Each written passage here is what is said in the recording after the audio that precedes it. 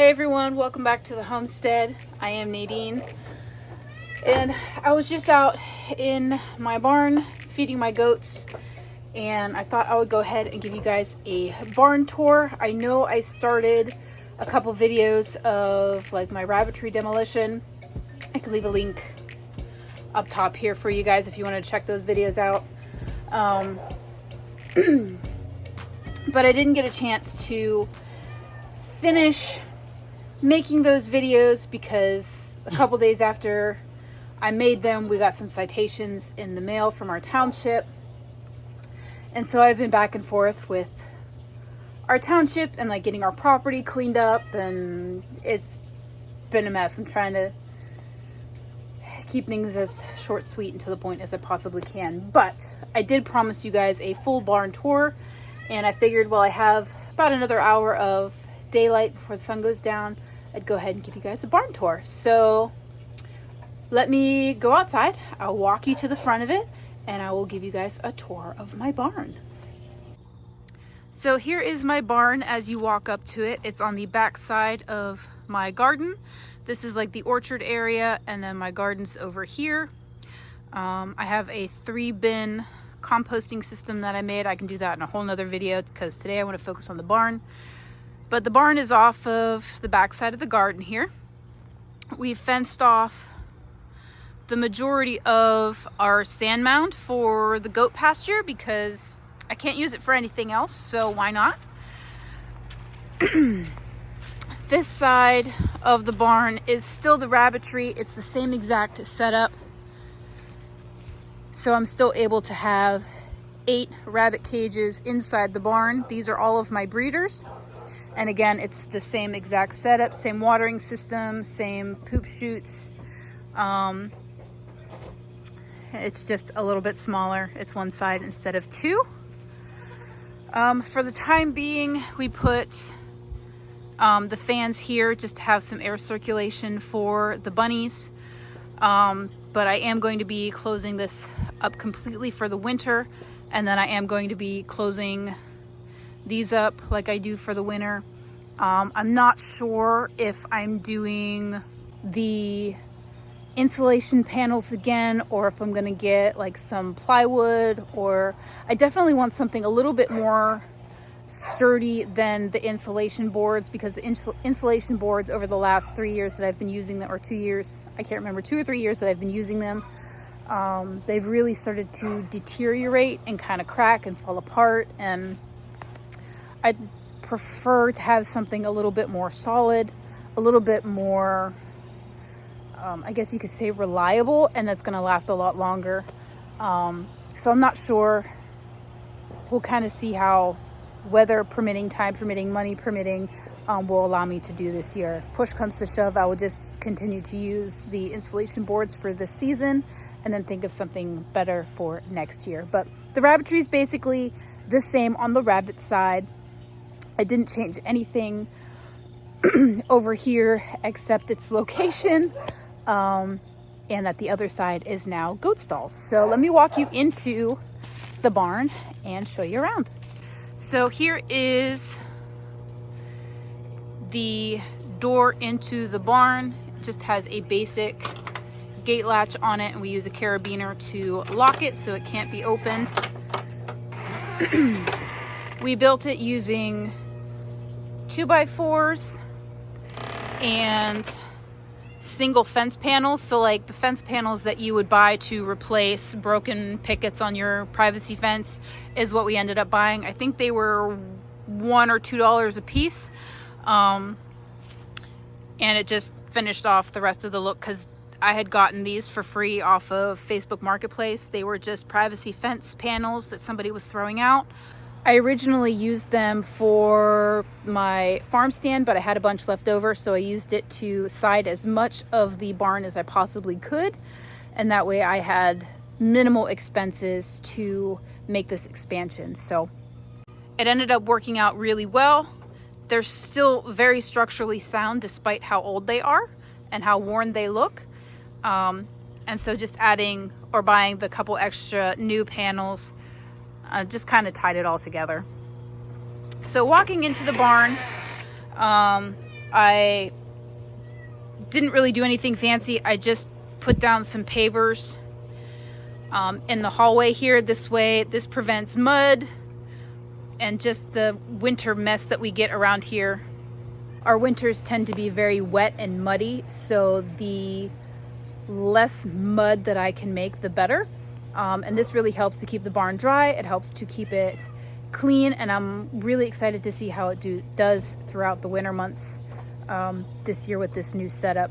The pavers we got off of Facebook Marketplace last year, I think they ended up being like 50 cents a piece or something like that. We got like between 200 and 300 of them because we were going to make a patio off of our back porch for them, but my husband decided overall that he wants to do a poured concrete slab instead of pavers, and so I already had these and they were a perfect fit for this little project, so that's what I went ahead and did for the barn hallway. It does go under the rabbits just a little bit, and it just helps to, like I said, kind of keep everything clean. I can easily sweep up any hay or droppings or bedding that gets dropped in this hallway. And again, it just helps keep things nice and clean. Again, the rabbitry side is exactly the same as the old rabbitry was. I used Tealstone Homestead's rabbitry plans for this build. And I have no complaints thus far. I absolutely love the way it works for my rabbits and my cages. So I highly recommend her plans. They're wonderful, they're easy to follow, and it's really held up over time. And it was a super easy transition into the goat side of my barn. I literally took one of these. So my rabbitry, again, I can post a link up top for you. My rabbitry was literally two of these, just one here and one here with this 4-foot walkway in the middle. And so what I ended up doing was I took like the back part of the rabbitry and pushed it back 6 feet, and the back of the rabbitry wall became the back of my goat stalls, and the front of it became the front of my goat stalls. So instead of it being about 3 feet deep, it's now 6 feet deep. And it's still the same length as the rabbitry on this side. So it really just worked out beautifully. All we had to do was extend the roof. So I ended up getting 2x4s and we ripped them in half. So we have 2x2s for the roof rafters.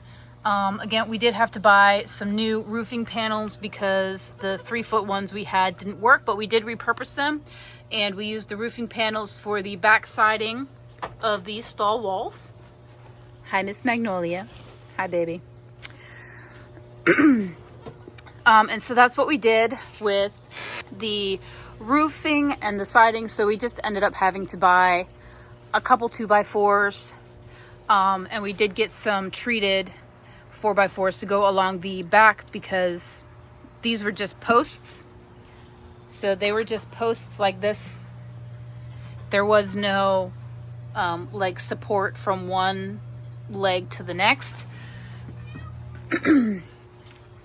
And so we ended up getting some treated ones to secure the stall walls in the back and along the sides here. Hi, baby. You're just so curious. Hi, Miss Mags. This is Magnolia. The stalls ended up being roughly 6x4.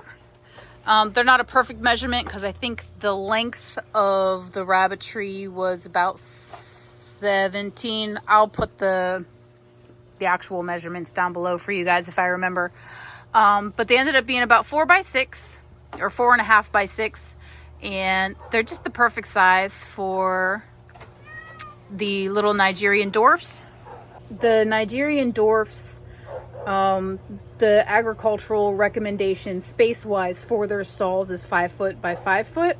And so we did the 4x6. That way we got 3 equal sized stalls. And we got that extra foot of space in the depth of the stall versus the width of the stall. And so it just ended up kind of evening itself out. and they have enough space in here for themselves and later for their kids as well. So the stall sizes ended up being perfect. Now what we ended up doing for the doors and walls of the goat stalls is pallets.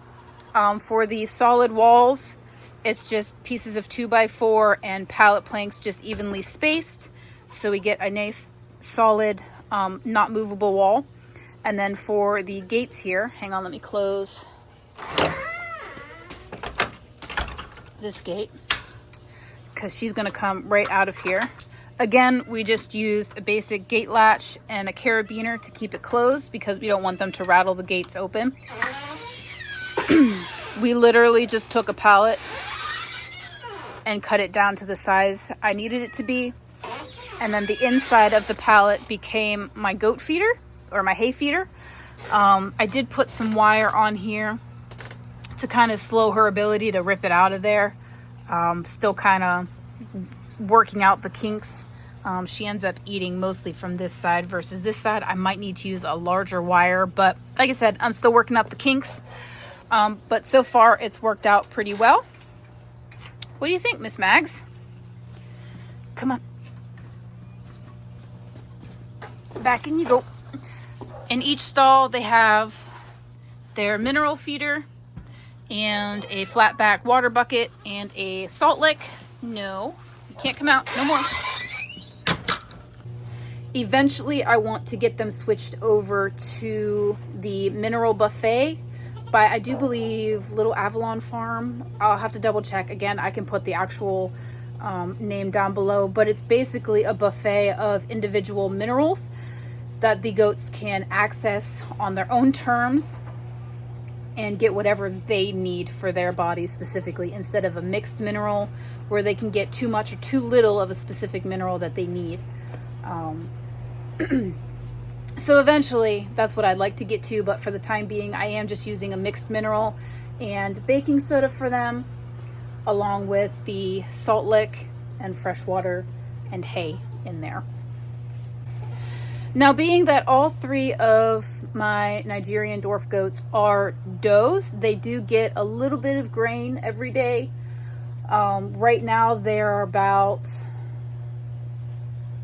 let's see, they're about 7 months old, and they get a 1/4 cup of grain in the morning and a 1/4 cup of grain in the evening. I am using a mix of the Kalmbach all natural textured goat grain and their goat granola. I just mix it all together in a metal trash can, and they get, like I said, a 1/4 scoop of that in the morning and a 1/4 cup scoop of that in the evening. And to do that, I've been trying to kind of train them and get them in a routine, because I do want to use these goats for milk for my family. And so I want them used to me touching them all over, playing with their hooves, playing with their udders, touching their ears and their faces. And so that's what I do around feed time. So to do that temporarily, I've set up a bowl. This is just like a rabbit bowl. I had an extra one, so I have it attached to the middle stall wall here. And every goat has their own leash at each stall, and they get hooked up here. They get fed, and while they're eating, they get brushed.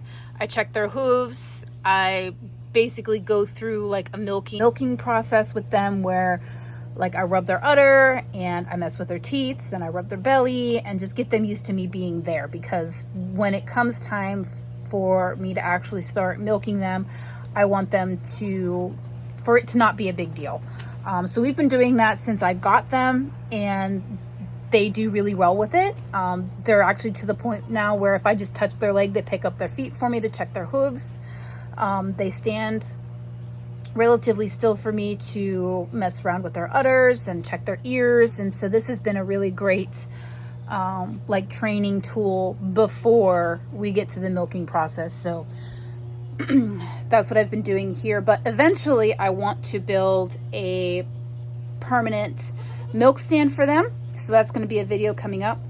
what I would like to do is do a fold out milk stand here with, I don't know what it's called, but it's what you put their head in.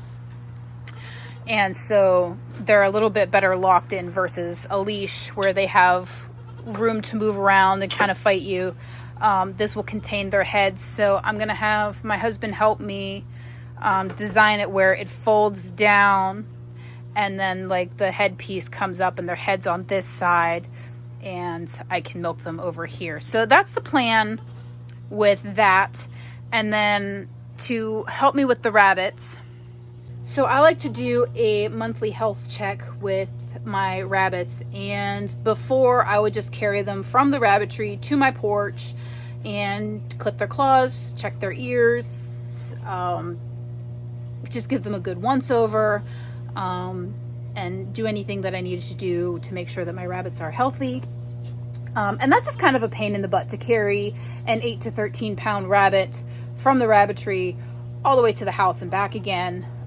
So what I'm gonna do is so the goat stand is gonna go here on this solid wall, and then over here on this one, I wanna do a table that folds up. So when I'm done not using it, it'll fold down flat up against the wall, and then when I need it, it'll pop up.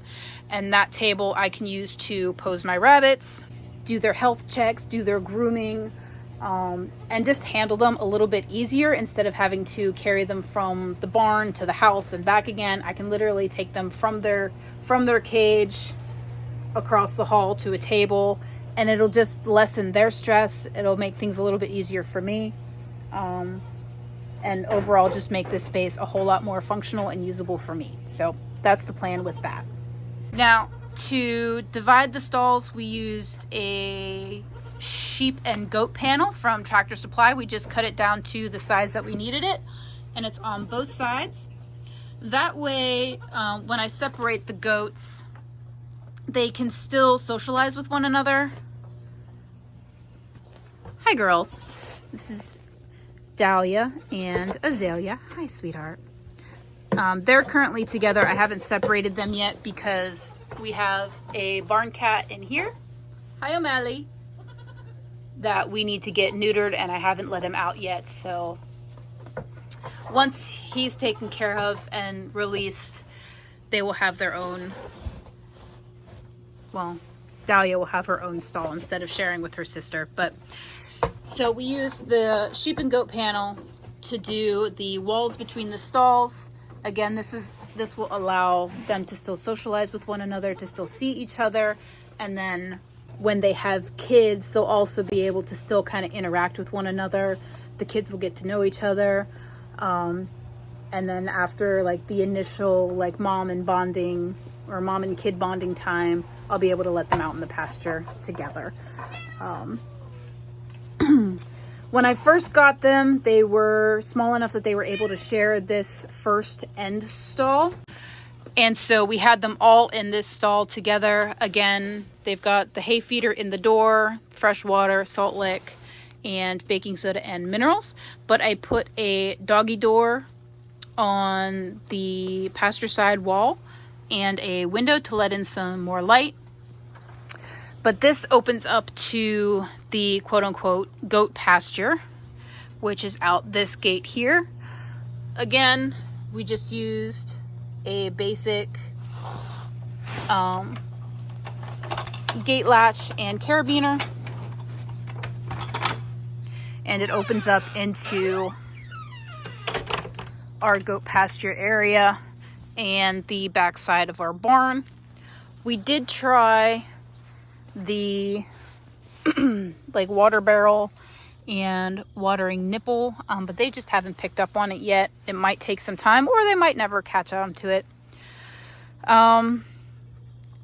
Let's see, what else did we do?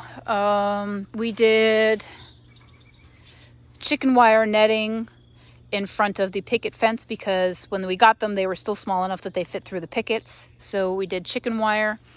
And then the rest of the fencing is chain link fence. It's 150 feet worth of chain link fence that I got off of Facebook Marketplace for, I think it was $40 a roll, which was a steal of a deal in my opinion. And they have a roughly 2,000 square feet of like pasture space. Usually this is pretty lush and green, but it has been a very dry and hot year this year, and so it's kind of barren. But they do still have some grass over here, and it goes down the hill. And so they have a pretty big pasture area to run and play and graze and all that happy-go-lucky stuff. I do want to add a loafing area for them. I really want to do that off the side of the barn here where it goes over and comes down and just adds like a nice little outside loafing area, because I don't think I want to give them full access to this end stall all the time, especially once they have kids.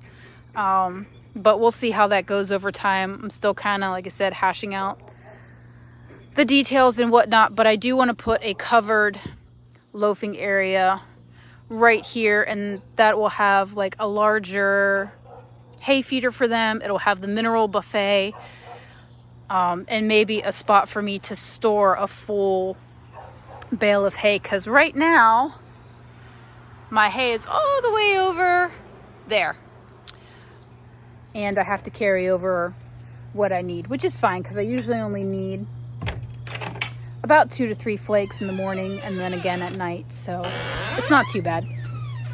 So that's pretty much my barn. It's really, really simple. I tried to do this in the most space-saving, cost-efficient way possible, and in the fastest way possible, because I was literally getting these guys in 2 days. So I had like 2 days to get it built and finished, and the township was on our butts, and so yeah, it's just kind of been chaos this whole year, but I'm really enjoying how this barn turned out. I love having the rabbits on one side and the goats on the other. I'm hoping to run electricity out here maybe next year. As of right now, we just have an extension cord running the rabbit waterer pumps and the fans.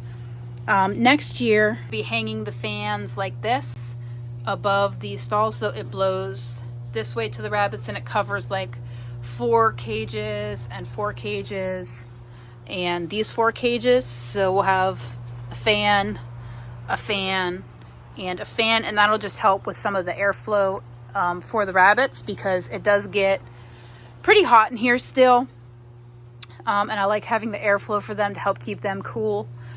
So that's where the fans will go next year. I also need to, I'm going to do some rebar posts or rails or whatever you want to call, on the solid walls and on the back wall there, because Miss Magnolia over there is already trying to jump over the stall doors, which is not good. So I'm gonna have to figure out how to take care of this opening, but the solid wall openings are gonna get rebar. The back side of the barn is also going to get rebar. It might not happen this year, but I'm hoping next year. We'll see. And then as it gets colder here, I'm either gonna put plastic up or the styrofoam insulation panels along the back, and I'm thinking about insulating like the back wall and the 2 ends of the barn, because it is still pretty drafty, and I at least want the bottom part of these stalls to be well insulated, especially come kidding season. These guys will be introduced to a buck once they're 8 months old, so sometime in November, so that they will have babies in, let's see, November, December, January, February, March, around April, and by then they will be over a year old, so it'll be the perfect time to, I know, he's so itchy, to breed them. So, but yeah, that is pretty much pretty much my barn. I do have some projects that I want to do to finish it up. Like I said, my folding milk stand, the folding table for the rabbits. I do need to do, like I said, some rebar for the stall walls so that they don't escape. We don't need any escaping goats. That's not good. And then getting the other side of the rabbitry buttoned up for winter so that they're insulated from the elements. And yeah, so just a bunch of little projects, little-ish projects. Oh, and the loafing area outside for them. And yeah, but overall, I love my little barn. I love the way it's come together. I love how easily I was able to transform the side of my rabbitry into 3 individual goat stalls. It really was like the easiest thing to do. So Tealstone Homesteads, Tiffany, her plans were just phenomenal, and I was able to easily transform that into my goat stalls from a rabbitry. And I'm reusing all of the pieces that we didn't reuse for the barn to make grow out cages for my rabbits. I'm doing one for does, one for bucks, and I'm reusing like I said, any of the 2x4s that we didn't reuse for the goat stalls. And that will be a video coming up as well, because it's getting cold. It's getting time to start breeding these guys again, and I want to have those grow out cages done and ready to go. So in the coming weeks, while we're still not hitting freezing temperatures, prayerfully, I'm going to show you how I deep cleaned my rabbit cages and got them regalvanized, and show you hopefully the build for the grow out cages. Again, something super simple. I'm not putting a lot of time and money into all of this. I'm reusing as much of the resources that I already have on hand to do this, because financially I just don't have the means to continue to do large projects from scratch. So I'm using everything that I possibly have in my back pocket to finish up these projects and get things done with the least amount of reinvestment possible. So keep a lookout for those videos in the near future of the regalvanizing the cages, the grow out builds, and then of course the little projects for the goat barn and rabbitry. So yeah, that is my goat barn. I hope you guys enjoyed this detailed tour. If you have any questions about this build, go ahead and leave them in the comments below. I'm sure I missed something. So I'm kind of running out of daylight, and I just wanted to kind of quickly walk you guys through here and give you as much details as I possibly can, to kind of get you guys up to speed as to, you know, how this build kind of came together. So I hope this gave you a really good idea of how we reused some of the materials that we had on hand, how I expanded the rabbitry into the goat stalls, and really just created a really cute functional mini barn. So yeah, if you have questions, I'm happy to answer. Go ahead and leave them in the comments below. I love hearing from you guys and answering any questions that you all have. And that's about it. So thank you guys so much for watching, and remember to grow where you're planted.